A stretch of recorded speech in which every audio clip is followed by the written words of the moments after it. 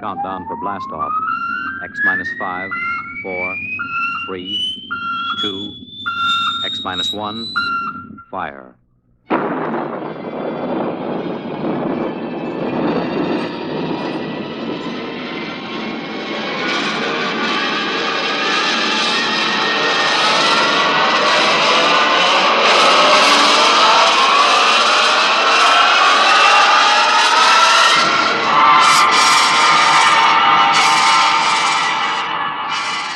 From the far horizons of the unknown come transcribed tales of new dimensions in time and space.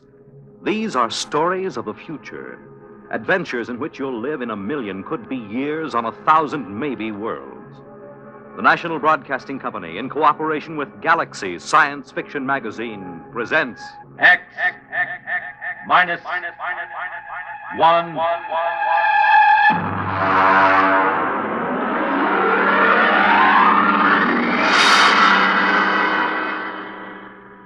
Tonight, Student Body by F.L. Wallace. Our story in 1 minute. Girl, Boy, moon, June, ring, wedding, home, money, baby, money, education, money, retirement, money, solution. United States savings bonds. There's a smart couple. They're looking to the future. They know how important it is to plan for the future now with savings bonds. Yes, the plans you make today will determine what kind of tomorrow you have. Are you a student? Are you a young married couple? Are you approaching the golden years? Whatever your age, whatever your situation, savings bonds can be a big help in making your tomorrow secure and happy. Plan wisely. Buy savings bonds regularly where you work or where you bank. They're a good investment. You're saving your money and you're earning more. Series E bonds pay 3% interest compounded twice a year when the bonds are held to maturity. And savings bonds are as safe and sound as America itself. What's more, they're protected against loss or theft. For the big things in your life, be ready with United States savings bonds. And now, Student Body by F.L. Wallace.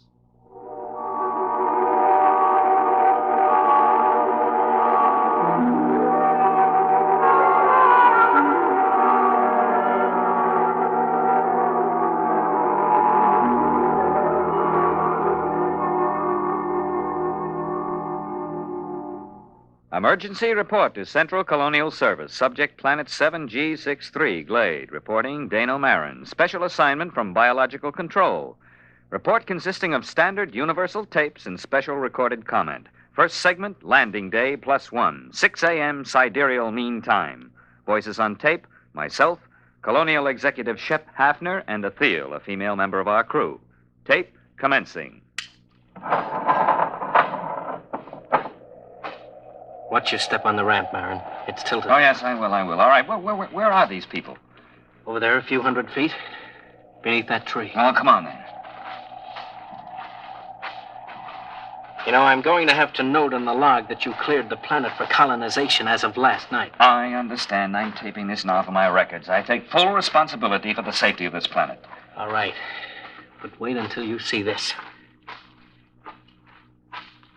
Here we are. Now, do you see there? In the clearing beneath that tree? Why, good Lord, they haven't a stitch of clothes on. None of them. That's just what I told you. Are they all right? No, they're just asleep. You can see them breathing. Look here, Hafner, who gave them permission to sleep out here in the open? Shh, don't wake them yet. I gave them permission, Marin. They've been cooped up in that ship for over 6 months. They wanted to sleep outside. And in view of your clearance, I couldn't see any reason to refuse permission. I know. You were within your rights. But the clothing, why, they don't even have blankets. They did have, when they bedded down last night. Some of them even used the standard issue sleeping bag. Well, then what happened to them? There are 13 people sleeping around that tree, and they're stark naked, all of them. Last night you told me there was nothing dangerous on Glade. Do you still think so? I know so. I have the complete biological survey. Does your survey account for anything like this? You know it doesn't. That's what I thought. Okay. Now you've seen it for yourself. Let's wake them up and get them back to the ship. No, wait. You better wake them one at a time. This will be embarrassing enough for them as it is. Yes, I suppose you're right. I will wake the nearest one first. That's Athel, our lab technician. Yes, well, here, take my jacket. Cover her with it before you wake her. All right. Wake up, Athel. All right, Athel, wake up. It's Executive Hatton. What? Oh, what is it? I'm sorry, Ethel. Something has happened. Oh, my clothes. My blanket, everything's gone. Now, be careful. Don't wake the others. Yes, the others. Why, good heavens, they're all that way. Ethel, just go back to your cabin on the ship. Everything is all right. We'll explain it to you when we have the others safely back. Well, I feel so foolish. How could this happen? What's the meaning of it? Now, just get back to the ship. Your clothes back there are perfectly safe. Yes, all right. Well, thank you. You told her we'd explain it later, Hafner. Do you think we can? That's your job, isn't it? This planet is as new to me as it is to you. You're the biologist. What destroyed their clothing? It would have to be something that could destroy both blankets and clothing without waking the people. Nocturnal insects? Ordinarily, I'd say that was a distinct possibility if it weren't for the fact that our surveys show no evidence whatsoever of any such insects on Glade. Your survey could have missed them, couldn't it? Not if they existed in any great quantity. Besides, if insects were the answer, there should be some kind of evidence of them right here in the area where Ethel was lying. Certainly one or two of them would be crushed when she rolled over in her sleep. Well, that sounds reasonable. Now, look for yourself. There's absolutely no sign of anything at all here. Well, what about some chemical, some vapor oozing from the ground? No chance at all. I'd rule that out completely. Then what?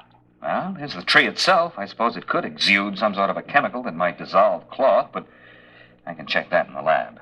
Well, we'd better arouse the rest of these people and get them back to the ship. Hey, wait. What? What is it? Why, it's some kind of an animal. Just caught a glimpse through there. Ah, there he is. Yeah, you see behind that bush? Yeah, it looks almost like a chipmunk. Yes, and he's feeding on something. Why, it looks like a piece of cloth. Marin, do you think that... Shh, he doesn't hear us. I'll just ease up to him now. Closer. Now. You got him. Oh, well, hey, you little devil. Watch out, Marin. He's got sharp teeth. You're telling me. Yeah, easy there, boy. Easy. Like to have your head stroked? Sure you do. That's the boy. He's calming down. Yes, look at that. Well, he's nestling in the crook of my arm, almost like a kitten. Almost. Marin, I hope you don't mind short sleeves. Now, what do you mean? He's already eaten half the sleeve off your shirt. I think we found the answer to our problem. The animal was a small, furry mammal resembling an Earth-type rodent. Its overall length is 14 centimeters, weight 512 grams. Fur stringy and sparse, color a light beige, indicating no particular protective coloring.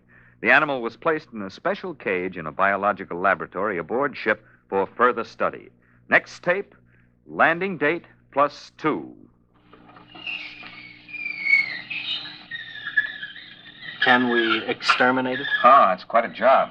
How about locally? Hardly. It's ecologically basic. Look, Marin, you're from biological control. I've just got an executive's rating. Well, look, you know how control works. They send a survey ship over and record the neural currents of the animals. They get everything that has a brain, including insects, and they take a few specimens to check the patterns. Now, here's the report on Glade.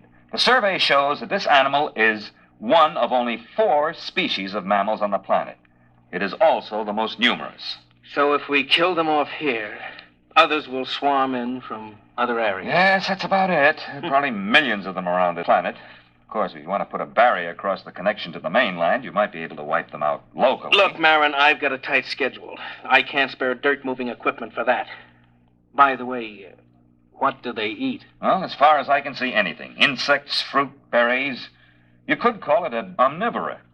Now that our clothing is handy, it eats that, too. I thought our clothing was supposed to be vermin-proof. It is on 27 planets. On the 28th, we met up with a little fella that has better digestive fluids, that's all. Oh, he's eating a leather belt right now. Yeah. Are they likely to bother the crops we plant? They shouldn't, but then I would have said the same thing about our clothing. All right, Marin, you worry about the crops. Find some way to keep them out of the fields. Meanwhile, everyone sleeps inside the ship until we can build dormitories. Biological examination of omnivore posed this question. Why only 4 species of mammals on Glade? No reptiles and only a few birds. On all comparable planets, a large variety of species. Nearest Earth parallel, fossil remains from the late Carboniferous show creatures like the omnivora, but on Glade there appears to be no further evolution. Next tape segment, L plus 22, place, temporary warehouse, Quartermaster Crone, and myself. There you are, Mr. Marin. They got in every seat, sack, and barrel in this part of the warehouse. Well, what makes you think it's mice? Look, I've worked in grain elevators for 30 years in Kansas. Look at the way that sack is gnawed. And look over there. Droppings. Well, it's not exactly. I know, so they're mice-like. I want to know how to get rid of them. Have you tried poison? You tell me what poison to use, and I'll use it. They got into a 100-pound sack of arsenic and went through it like it was whipped cream. Well, how did they get in? It's a fused dirt floor, isn't it? It should be pest-tight. But see, there are cracks along here. They must have burrowed through. They were loose in here, and we don't have time to build another warehouse. They've got to be controlled here. Well, catch me a few of them alive, and I'll see what I can do. Next morning, a dozen live specimens of mice-like mammals were delivered to the lab. No 2 of them were affected by the same poison, and the poison developed to control the omnivora was completely ineffective. Alternate discussed with Executive Hafner and Machinist Tully of Computer Engineering. Next tape, L plus 24. Hafner, Tully, and myself. I tried it out yesterday, Mr. Hafner. I think I've got all the bugs licked now. Tully, I don't want any more metal used than is necessary. This isn't standard authorized equipment. You're not dealing with a standard authorized problem. Are you ready to activate the device? Sure thing. Here, help me get it down from this assembly bench down on the floor. All right. There you go, kitty. Now, what do you think of her? A robot cat. Well, I still think we need at least 3 of them. Mr. Marin, inventory on colonial expeditions is always short. 1 will have to do. All right, Tully. Show us how this mechanical mouse catcher operates. You better get out of the way, Mr. Marin. If you've touched any of the mice in the lab, she'll go for you. She reacts to smell as well as sight and sound. All right, Tully, start it up.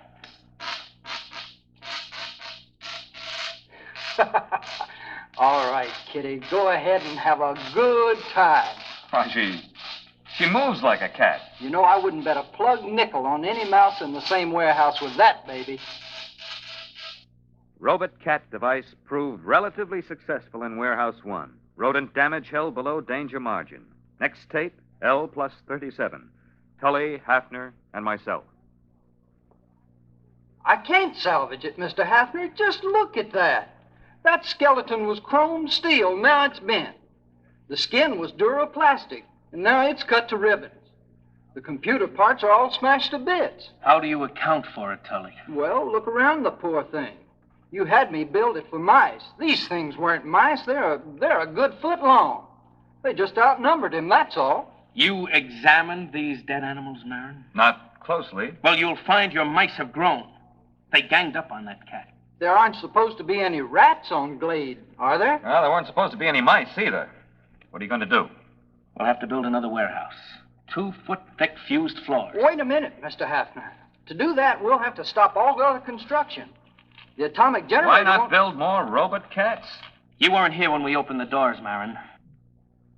The warehouse was swarming with rats. Tully, how many robot cats would we need? 5? 15? We don't have enough parts to build more than 3. If we need more than that, we'll have to rob the computer in the spaceship. And that's one thing I refuse to do. The spaceship is our only link with Earth until the next wave in 2 years. All right, then I'll tell you what we'll do. We'll floodlight the supplies at night. We'll post a guard with half-charged rifles until we can move to the new warehouse. That'll take about 10 days. Meanwhile, our fast crops are ripening. It's my guess that the rats will turn to that for food.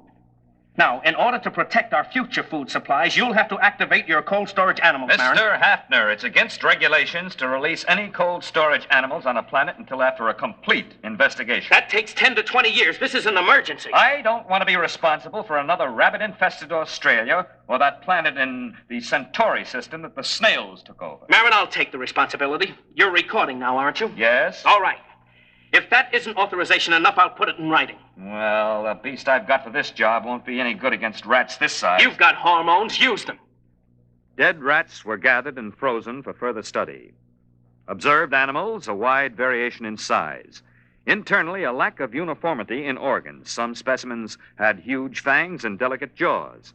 Others had tiny teeth and massive bone structure. Obviously, the most scrambled species ever encountered by a biologist. Reproductive cells were especially baffling.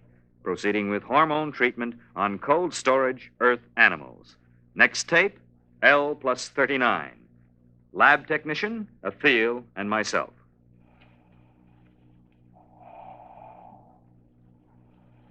First one is coming out of it, Mr. Marin. Yes, that makes 85% viability. That's not bad. All right, fella, now take it easy, take it Oh, easy. he's a cute little fella. But he's tough. That's a wire-haired terrier. They're small, but they've been used for ratters since the Middle Ages. You think he's nearly ready for the hormone course? I think so. All right, first pituitary injection. Ready. All right, now, this is going to hurt just a little, fella. Oh. Yeah, it's a dirty trick, isn't it, jabbing you with a needle when you're fresh out of the deep freeze? But don't you worry, fella. You'll be glad you had it. You'll stand a better chance against those rats when we work you up to about a Great Dane size. L plus 50, artificially enlarged terriers loosed in the fields of the fast crops. Following tape, field observation of terriers, Executor Hafner and myself.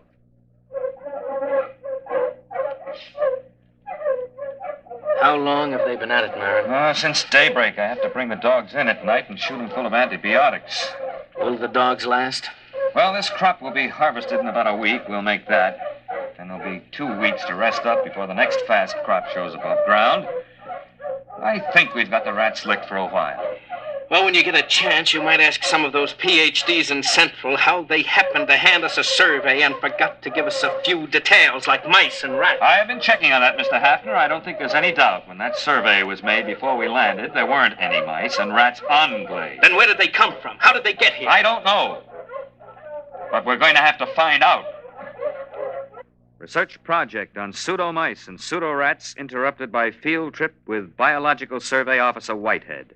Tape L plus 63 in field geological survey vehicle. Whitehead and myself. You think you got troubles? Can you read a sonar map? No. Here, look. See this scope? It reads straight down about 10 miles. I'm supposed to be out looking for oil shale, but I got kind of interested in this. Look. First few feet down, you can find fossils. After the first few feet, that's about 20,000 years, there are no fossils until you get way down here. That's about the same as late Carboniferous on Earth. Then you get the fossils again. It doesn't figure. But isn't that usual? Changes in geological eras? You don't get it, man. I'm not talking about eras, I'm talking about years. Straight down from here, 20,000 years ago, this was a desert. And then 3 years later, it was a jungle. 5 years after that, there was a glacier. Earth normal would be 50,000 years or more for a change like that. What caused it? Yeah, you've got me. Fluctuations in the sun, I don't know, but talk about changeable weather. This planet really has it. Based on accumulated data, theory developed regarding mammalian life on planet Glade. Tape L plus 65. Place temporary headquarters of Executive Hafner. Marin, I've got a lot of work to clear up this morning. I thought you might like to know where the mice came from. They don't bother us anymore. I've also determined the origin of the rats. They're under control. I wonder if they are, Mr. Hafner. What do you mean? Mr. Hafner, I've checked this with Whitehead. Between 100 million years and 20,000 years ago, this planet was changing violently and quickly. The first change wiped out the dinosaur just the way it did on Earth. But it kept on changing. Desert, glacier, jungle, and all this within the lifespan of a single animal. For 1 million years, this was the norm of existence on Glade. I've checked geological survey. The planet is stable now. Well, that's not what I'm getting at. The point is, survival was difficult. Only one species of mammals managed to come through. Now, wait a minute, Marin. There are 4 species, ranging in size from a squirrel to a water buffalo. One species. They're the same. If the food supply for the largest animal increases, some of the smaller so-called species just grow up. Conversely, if the food becomes scarce in any category, the next generation, which apparently can be produced almost instantly, switches to a form which does have an adequate food supply. The mice? The mice weren't here when we got here. They were born of the squirrel-sized omnivora. And the rats?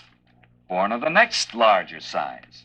After all, we are environment, too, and they adapt to environment. Let me get this straight. The mutations... On Earth, it would be mutation. Here, it's merely normal evolution. These animals have no genes or chromosomes. I don't know how they pass down heredity, but they react to external conditions far faster than anything we've ever encountered. Then we'll never be free from pests unless, of course, we rid the planet of all animal life. Yeah, you mean with radioactive dust? That won't work. They've survived worse. Oh, maybe we could leave the planet. Leave it to the animals. I could exercise authority under Clause 364. It's too late for that. What do you mean? We sent back the specimen ship. The animals are on Earth, too. But those specimens were in cages. Yes, but the next generation would be small enough to get out through the bars.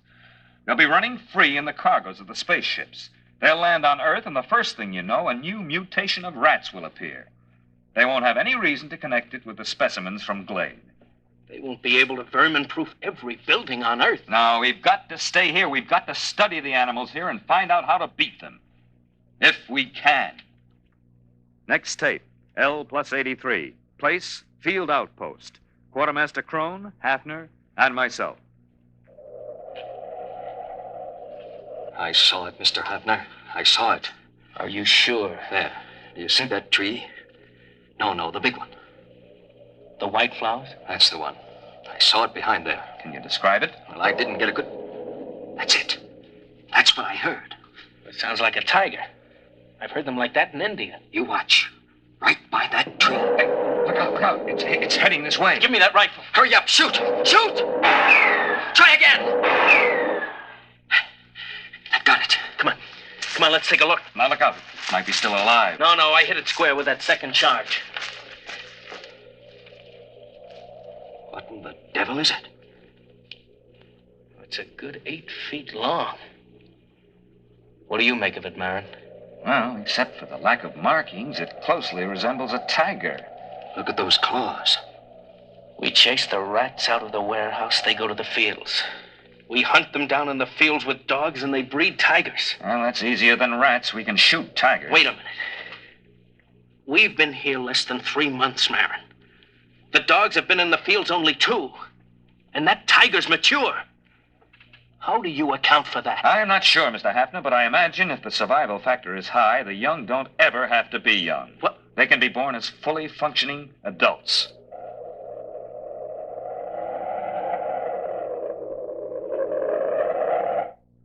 Development report. Mice under control. Field rats under control by terriers.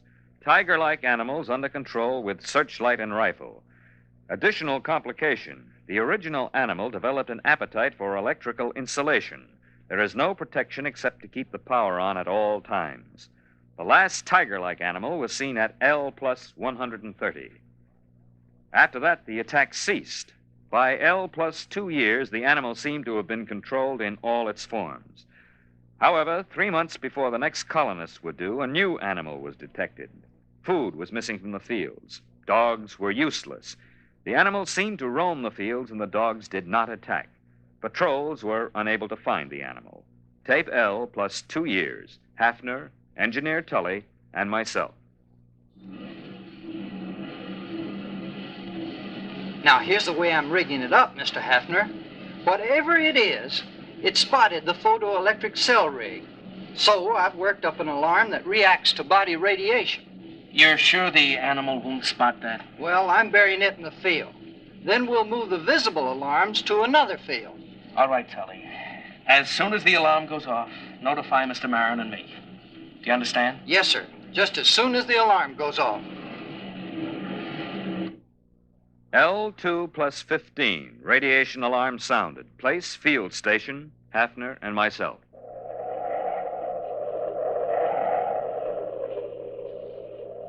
Look out where you're walking, Marin. We don't want to scare it away. Well, there are dogs in that field, aren't there? Well, there were supposed to be, but they didn't bark. Quiet. There it is. See? Huh? It's in between the rows. Look out. Look out. Give me a clear shot. Now, wait a minute. Don't shoot. Look, Marin, I'm the executive here. I say it's dangerous. Dangerous? That's why you can't shoot. It's more dangerous than you know. Quiet, quiet. It'll hear you. We're downwind. Now listen, Hafner. This is important. I don't want any lecture now, Marin. I don't want to lose the shot. You've got to listen. That animal could evolve mice. We stopped mice and it brought rats. We turned back the rat and provided the tiger. All right, we stopped the tiger. Not really. There was another animal being formed. The one that's in that field now. It took the animal 2 years to create it. How, I don't know. 1,000,000 years were required to evolve it on Earth. He's moving away. Marin, I'm going to shoot. Don't shoot. We can't destroy the animal. It's on the Earth now and on other planets. We've never even been able to get rid of our own rats. How can we exterminate this animal? All the more reason to start now. Get down and give me a clear shot. Listen. Are their rats better than ours? Will their beasts win or ours be stronger? Or will the two make peace, unite, and interbreed? It's not impossible. This animal could do it if interbreeding had a high survival factor. Don't you see? After the tiger, they bred this thing. If we shoot it down, what'll come next? Look at it, standing erect. Opposable thumbs, binocular vision, a large brain capacity. This one I think we can compete with. It's the one after this that I don't want to face. Marin. Marin, it must hear us. It's looking this way. Look at it, Hafner. He's holding his hands up to show us he's got no weapon. Drop your rifle. Are you sure? Drop your rifle.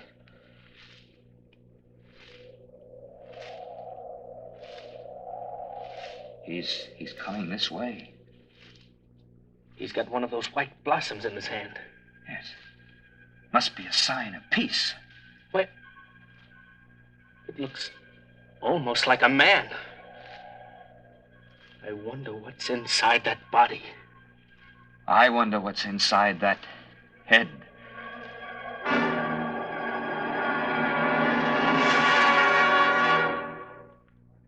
You have just heard X-1, presented by the National Broadcasting Company in cooperation with Galaxy Science Fiction Magazine, which this month features Verbal Agreement by Arthur Sellings, the story of an unsuccessful poet who was forced to ask what it was the aliens could want that was half as precious as the skins they wouldn't sell. Galaxy Magazine, on your newsstand today. Tonight, by transcription, X-1 has brought you Student Body, a story from the pages of Galaxy written by F.L. Wallace and adapted for radio by Ernest Kenoy. Featured in the cast were John Radee, Bob Hastings, Kate Wilkinson, James Stevens, Charles Carruth, and Merrill E. Joels. Your announcer, Fred Collins. X-1 was directed by Bob Maurer and is an NBC Radio Network production.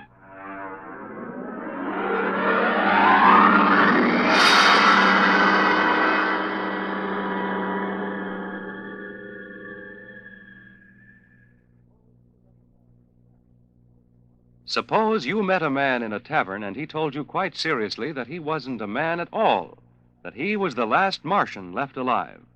Well, that's what happens to a newspaper reporter next week when he is sent out on what appears to be a routine crank story. What happens next, though, is very far from routine, as the interview leads to a whole succession of astonishing events. The story is The Last Martian by Frederick Brown, next week on X-1.